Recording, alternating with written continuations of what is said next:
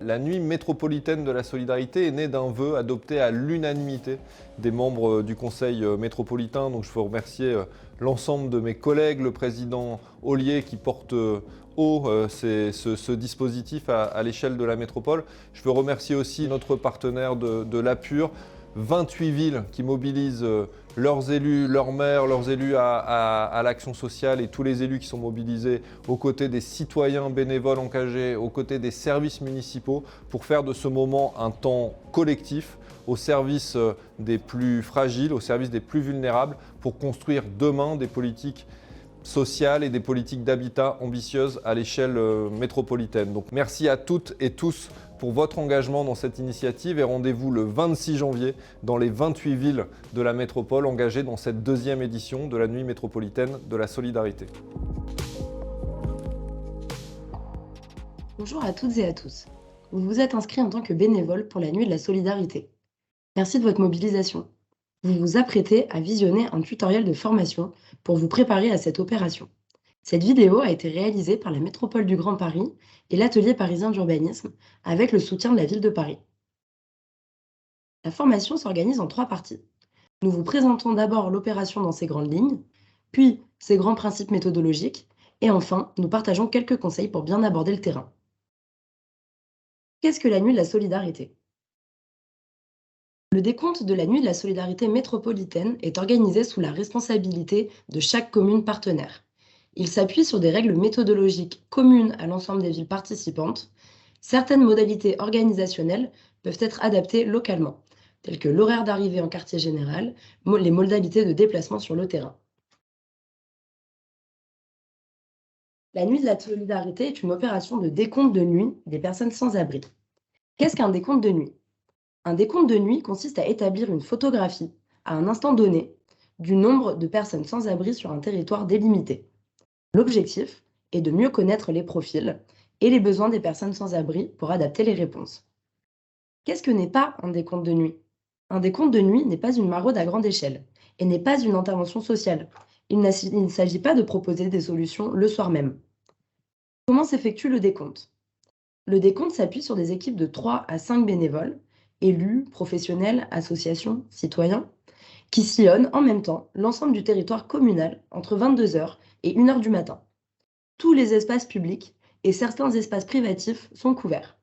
Quand cela est possible, les bénévoles proposent aux personnes sans abri qui le souhaitent de répondre à un questionnaire anonyme portant sur leur situation, leurs besoins.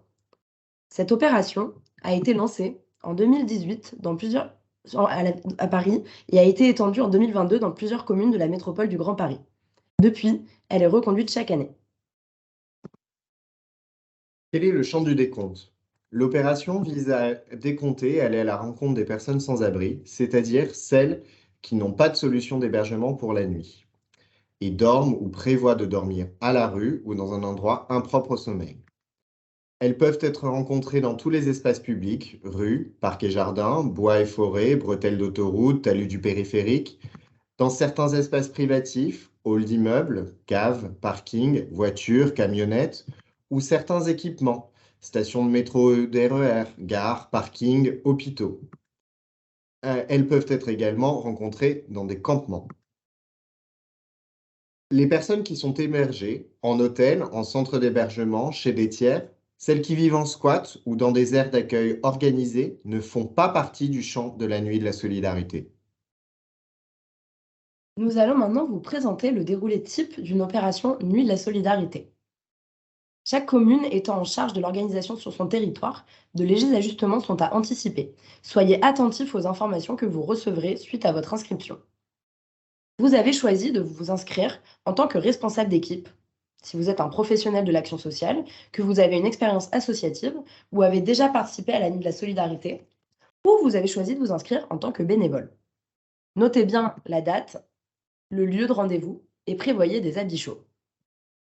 Prenez connaissance de la documentation disponible en ligne avant l'opération, sur le site de la métropole, de la ville de Paris ou de l'atelier parisien d'urbanisme.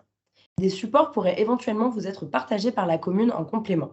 N'hésitez pas à en prendre connaissance avant le soir de l'opération. Le soir de l'opération de la nuit de la solidarité, vous aurez rendez-vous dans le quartier général, à l'adresse et l'heure qui vous a été communiquée, généralement entre 19h30 et 20h.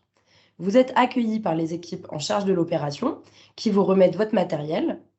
Un temps de formation obligatoire est ensuite organisé afin d'être opérationnel sur le plan méthodologique. Vous pouvez échanger avec les équipes organisatrices et poser vos questions. À 21h, vous rencontrez votre équipe et vous familiarisez avec les outils qui vous ont été remis. Vous vous répartissez les rôles, vous préparez également votre itinéraire et anticipez pour être sur votre secteur et prêt à démarrer le décompte à 22h précises. Entre 22h et 1h du matin, au plus tard, vous êtes sur le terrain. Vous devez alors couvrir l'intégralité de votre secteur à partir des cartes qui vous ont été remises et aller à la rencontre des personnes sans abri. Vous interrogez toutes les personnes que vous croisez et proposez seulement aux personnes sans abri de répondre à un questionnaire anonyme. Une fois le décompte terminé et votre secteur parcouru, le responsable d'équipe rapporte tous les documents en QG pour une vérification rapide qu'on appelle le contrôle qualité. Et ce, même si aucun questionnaire n'a été complété. Les autres bénévoles peuvent rentrer chez eux ou rentrer au QG selon leurs souhaits. Le contrôle qualité porte à la fois sur les questionnaires, numérotation, complétude des parties grisées obligatoires, respect du champ de la nuit de la solidarité, mais aussi sur les cartes secteurs. Est-ce que le secteur a été entièrement couvert? Et dans le cas contraire, pourquoi? Et quelle est l'heure de retour en QG? Qui compose votre équipe? Chaque équipe se compose généralement de 3 à 5 personnes, dont l'expérience dans le domaine du social varie. Le responsable d'équipe est garant du respect de la méthode. Il fait le lien avec le QG, notamment au moment du contrôle des questionnaires. Les bénévoles se répartissent les autres rôles selon leur nombre et les souhaits de chacun. Gestion de l'itinéraire et de la carte, échange avec les personnes sans abri, remplissage des questionnaires. Du matériel vous est distribué au quartier général. Dès votre arrivée, il s'agit des outils à votre disposition pour le décompte. Vous retrouverez des accessoires pour le terrain, tote bag, chasuble avec le visuel de la nuit de la solidarité et pour être visible la nuit, des stylos, des lampes et des clipboards pour pouvoir écrire. Les questionnaires et cartes seront rangés dans les tote bags ainsi que tous les autres documents d'information à votre destination et à la destination des personnes sans abri. Prenez le temps de vous familiariser avec l'ensemble de ces outils. Nous allons maintenant aborder les principes méthodologiques de la nuit de la solidarité. Tout d'abord, la couverture territoriale est au cœur de la démarche. L'intégralité du territoire de la commune est découpée en secteurs de décompte afin de garantir une couverture exhaustive. Un secteur égale une équipe. Un secteur vous est donc attribué. Chaque équipe dispose d'une carte détaillée de son secteur afin de s'appuyer sur un itinéraire précis et aller à la rencontre des personnes sans abri. Vous pourriez ne rencontrer que peu ou pas de personnes sans abri. Cela constitue une information en soi. Pour bien couvrir votre secteur, plusieurs consignes sont à prendre en compte. Préparez votre itinéraire en équipe entre 21h et 21h45 et n'hésitez pas à le tracer au stylo avant de partir sur le terrain. Vous pourrez également noter votre parcours au fur et à mesure de votre avancée sur le terrain. Vérifiez si votre itinéraire se fera à pied, à vélo, en voiture ou de façon mixte. Désignez un responsable d'itinéraire qui s'assurera que tout le secteur a été couvert. Lisez bien les indications à droite de la carte. Restez dans l'espace public, sauf indication explicite, hall d'immeuble, parking, parc et jardin fermés la nuit. Restez de votre côté de la rue, pair ou impair, et regardez bien les limites de votre secteur.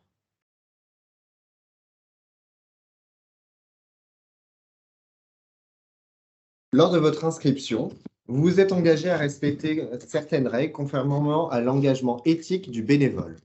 Parmi ces règles, il s'agit notamment de respecter la dignité et l'anonymat des personnes, quelle que soit leur situation. Veillez également à adopter un comportement respectueux et discret, pas plus de 2 personnes pour les échanges avec une personne seule. Mettez-vous à la hauteur des personnes avec qui vous interagissez. Ne réveillez pas les personnes qui dorment et aucune captation de l'image des personnes rencontrées ne doit être faite. À qui proposerez-vous de répondre au questionnaire? Une fois sur le terrain, Vous interrogerez toutes les personnes que vous croiserez dans la rue en leur demandant si elles savent où dormir ce soir. Cela vise à dépasser les représentations des personnes sans abri. Si la personne indique ne pas avoir de solution pour la nuit ou dormir dans un endroit impropre au sommeil, demandez-lui si elle a déjà été interrogée le soir même. Arrêtez le questionnaire si elle a déjà été interrogée, remerciez-la et continuez votre parcours. Dans le cas contraire, proposez-lui de répondre à quelques questions. Chaque personne est libre de répondre ou non. Arrêtez si elle refuse et ne remplissez que les parties grisées du questionnaire qui sont obligatoires. Si la personne indique avoir une solution pour la nuit, dormir en squat ou chez un tiers, ne proposez pas de questionnaire, remerciez-la et continuez votre parcours. Dans certaines situations, vous ne pourrez pas entrer en contact avec les personnes. Plusieurs consignes sont appliquées dans ces cas de figure.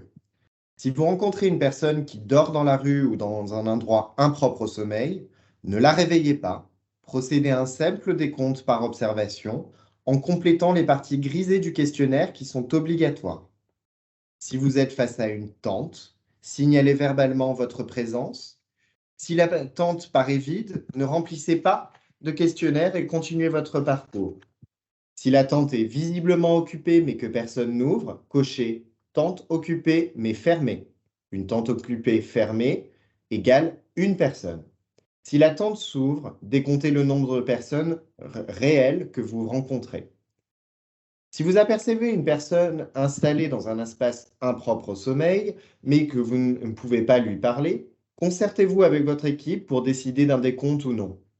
Le ou la responsable d'équipe est décisionnaire final. Dans ce cas de figure, n'hésitez pas à noter le questionnaire pour préciser les raisons motivant votre choix. Dans cette troisième partie, nous allons aborder le terrain de manière concrète, en vous proposant des conseils pour aller à la rencontre des personnes, des consignes pour utiliser les cartes, les questionnaires et prendre en main les autres outils d'information à votre disposition. Une vidéo vous est proposée par la ville de Paris, réalisée en 2021, pour connaître comment se diriger ce soir. Qu'est-ce qu'une personne en situation de rue pour vous? Un monsieur allongé sur un banc avec de nombreux sacs et vêtements? Parfois oui, mais pas seulement.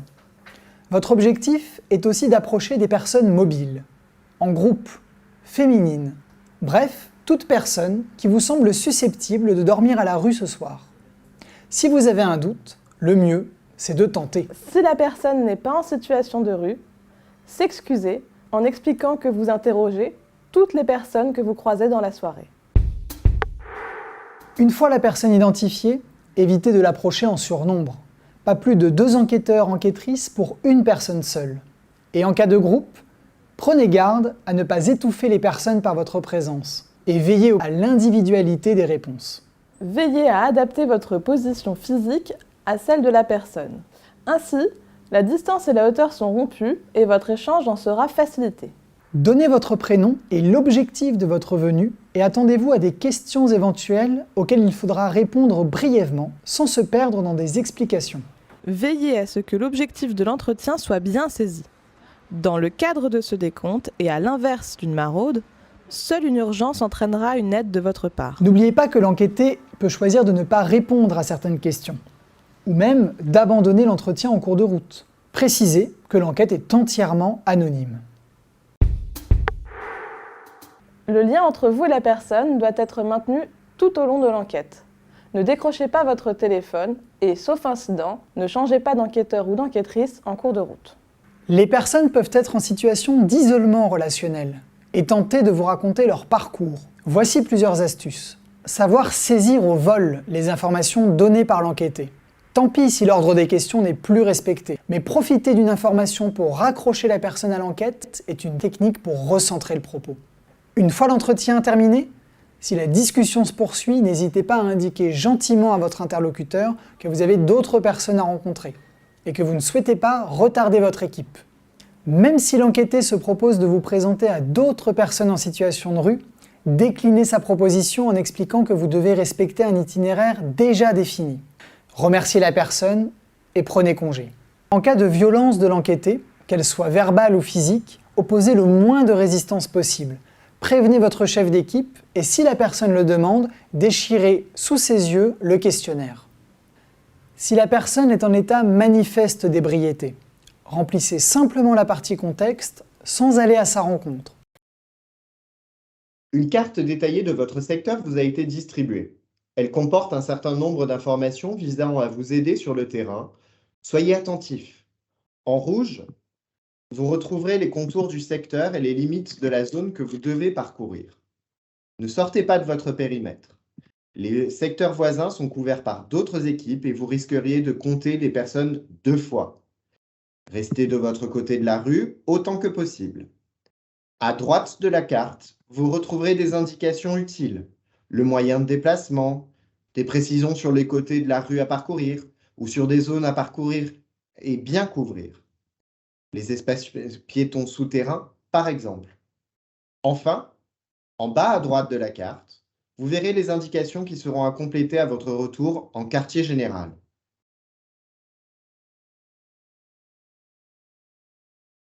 Trois types de questionnaires sont à votre disposition, que vous pouvez choisir selon les situations rencontrées. Un questionnaire pour les personnes seules, un questionnaire pour les couples ou familles, et une fiche groupe à compléter lorsque vous rencontrez un groupe de 5 personnes ou plus. Les questionnaires personnes seules et couples et familles sont également traduits en anglais. La fiche groupe n'est pas traduite car elle s'appuie principalement sur des éléments d'observation. Les questionnaires sont composés de parties grisées qui sont des parties à compléter de manière obligatoire et systématique. Les questions sont très simples et peuvent être renseignées en vous fondant uniquement sur votre observation sans forcément entrer en contact avec la personne. Tout d'abord, la personne a-t-elle accepté de répondre? Sinon, pourquoi? Si elle n'a pas accepté de répondre, vous ne compléterez pas de questionnaire. En revanche, vous pourrez quand même renseigner les informations suivantes: âge estimé, sexe, heure de la rencontre, adresse. Dans certaines situations, l'entretien doit être arrêté. Soyez vigilant au début de l'échange. Si la personne a déjà été interrogée ou si elle a eu une solution pour la nuit, mettez fin à l'échange, remerciez-la et continuez votre parcours. N'hésitez pas à ajouter des observations supplémentaires sur les questionnaires. Pour les personnes que vous n'avez pas pu interroger, ajoutez à la main toutes les informations permettant d'évaluer si la personne est sans abri. De manière générale, n'hésitez pas à reporter sur les questionnaires toutes les observations, verbatim, qui vous paraissent intéressants, tout en veillant à préserver l'anonymat des personnes rencontrées. Les questionnaires personnes seules et couples et familles doivent être numérotés de la même manière. Pour en faciliter l'exploitation, veillez à bien suivre le principe suivant. Le type de questionnaire est déjà renseigné. Veillez à choisir le bon questionnaire. PS pour personnes seules, CF pour couple et famille. Ensuite, renseignez l'abréviation de la commune. Celle-ci est en 2 lettres et vous sera communiquée au quartier général. Ensuite, le numéro de votre secteur, le numéro de questionnaire dans l'ordre chronologique et le numéro de fiche groupe correspondant si la personne a été rencontrée en groupe. Chaque type de questionnaire est numéroté de manière autonome. Par exemple, à Bobigny, dans le secteur numéro 2, je rencontre une première personne qui est seule. Je numérote PS, c'est déjà renseigné, BO 0201. Je rencontre une deuxième personne qui est seule. Je numérote PS, BO 0202. Ensuite, je rencontre un couple. Je numérote alors CF, BO 0201. Nous reviendrons ensuite sur la numérotation des fiches groupes. Un dernier encart est prévu pour renseigner l'identifiant de zones spécifiques pour certains secteurs. Certains secteurs doivent en effet être distingués. Si votre équipe est concernée par la couverture d'un de ces secteurs spécifiques, une fiche consigne vous sera remise et comportera des indications claires sur l'identifiant à noter. Dans le cadre de numérotation en haut à droite de chaque questionnaire, se trouve un emplacement identifiant de secteur spécifique, à remplir uniquement dans certains cas. Cet identifiant vise à repérer clairement certains secteurs particuliers, comme les parkings, les campements, les immeubles d'un bailleur social. Cela pourrait être PG pour parking ou GA pour gare, par exemple. Les questionnaires couple et famille reprennent les mêmes questions que les questionnaires pour les personnes seules. 2 colonnes figurent sur chaque questionnaire afin de pouvoir renseigner les informations pour chaque personne du couple ou de la famille. Pour les couples, interrogez les 2 adultes séparément et notez les réponses sur le même questionnaire avec une rubrique par adulte. Pour les familles, s'il y a plus de 2 adultes, renseignez plusieurs questionnaires famille en interrogeant les adultes séparément et utilisez le même numéro de questionnaire en renseignant adulte 3, adulte 4. Attention, au-delà de 4 adultes, prenez d'abord une fiche groupe, puis les questionnaires. Les fiches groupes sont pour les groupes de 5 personnes ou plus. Peu importe le nombre d'enfants mineurs que vous rencontrez, aucun mineur ne doit être interrogé. Ils sont décomptés, mais on ne leur propose pas de questionnaire. Comme vous pouvez le voir, une partie du questionnaire est dédoublée pour saisir les réponses de chaque membre du couple et ou de la famille sur le même questionnaire. Dès que vous êtes face à un groupe de 5 adultes ou plus, utilisez directement une fiche groupe. Vous pouvez la remplir uniquement par observation, sans entrer en contact avec les personnes. Si la situation le permet, n'hésitez pas à aller à la rencontre du groupe pour leur proposer de répondre au questionnaire anonyme qui leur est proposé. Personnes seules, s'ils sont seuls, ou couple et famille, selon leur situation de parenté. N'hésitez pas à être le plus précis possible dans le remplissage de ces fiches groupes. Faites toujours preuve de prudence et de retenue face à des groupes. La numérotation des fiches groupes s'appuie sur le même principe. Identifiant de la commune, du secteur, numéro de questionnaire. Si les membres du groupe l'acceptent, remplissez un questionnaire pour personnes seules ou couple-famille selon les situations. Dans ce cas, veillez à renseigner sur les questionnaires le numéro de la fiche groupe correspondante et à laquelle il se réfère. La fiche groupe et les questionnaires s'y rapporteront seront agrafés à votre retour en QG. Un guide de conversation sera dans votre sac. Il s'agit d'exemples et de formulations sur lesquels vous appuyez pour faciliter les échanges avec les personnes rencontrées sur le terrain. Commencez par vous présenter et expliquer brièvement la démarche, en vous appuyant par exemple sur la formule proposée dans le guide. Bonsoir, je m'appelle Chloé. Nous sommes bénévoles pour la Nuit de la Solidarité. Nous interrogeons toutes les personnes que nous croisons pour savoir où elles vont dormir ce soir. Afin de fluidifier les échanges et s'adapter à la personne interrogée, vous pouvez poser les questions du questionnaire dans un ordre différent. Si une question vous semble compliquée à poser, passez à la suivante et revenez-y plus tard, si la situation le permet. Assurez-vous que les questions posées ne dérangent pas la personne. Par exemple, si vous souhaitez arrêter les questions, n'hésitez pas. Après avoir parcouru tout votre secteur, le responsable d'équipe rentre en QG, avec ou sans son équipe selon les souhaits des autres bénévoles. Il remet alors les questionnaires aux équipes municipales et procède avec elles à une vérification.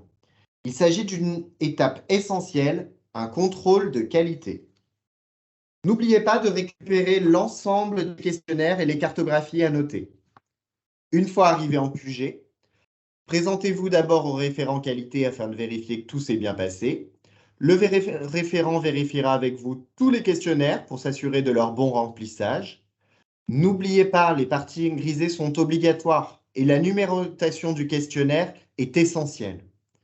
Il s'assurera avec vous de la couverture totale de votre secteur grâce à la carte et notera votre heure de retour en QG.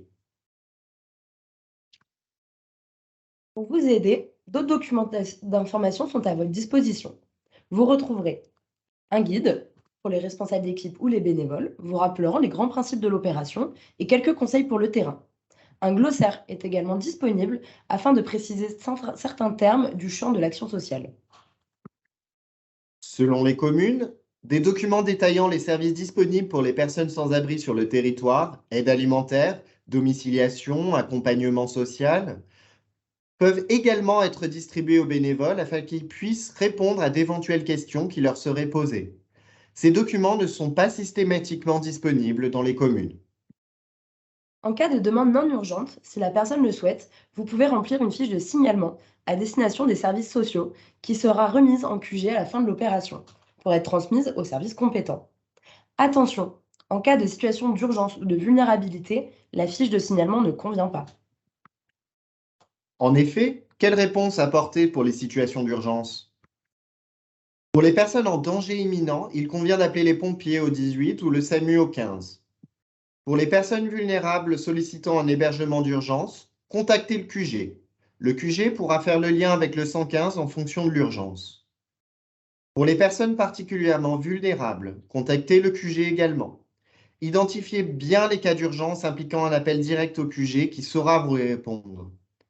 Si la personne se déclare mineure, s'il y a des jeunes enfants ou des femmes enceintes, si la personne rencontrée est dans une situation de vulnérabilité avec des problématiques de santé, un vieillissement accru, et qu'une fiche de signalement ne suffit pas, contactez le QG qui saura vous répondre. Pour vous aider, à tout moment et en cas de doute, référez-vous à la checklist opérationnelle. Elle vous rappelle la marche à suivre pour les situations qui viennent de vous être présentées et apporte d'autres indications. Par exemple, si une personne est défiante, fait preuve d'agressivité ou est manifestement alcoolisée, n'entrez pas en contact avec la personne et poursuivez votre chemin. Quelles sont les suites? Les résultats seront analysés par l'Atelier parisien d'urbanisme en lien avec le comité scientifique de la Nuit de la Solidarité. Ces résultats seront rendus publics, comme pour les années précédentes. Vous pouvez retrouver l'ensemble des documents d'analyse sur le site de la Métropole du Grand Paris ou le site de l'Atelier parisien d'urbanisme à Pur. Le tutoriel est maintenant terminé. Un grand merci pour votre attention et pour votre inscription à la Nuit de la Solidarité. À bientôt. Merci à toutes et tous pour votre engagement dans cette initiative et rendez-vous le 26 janvier dans les 28 villes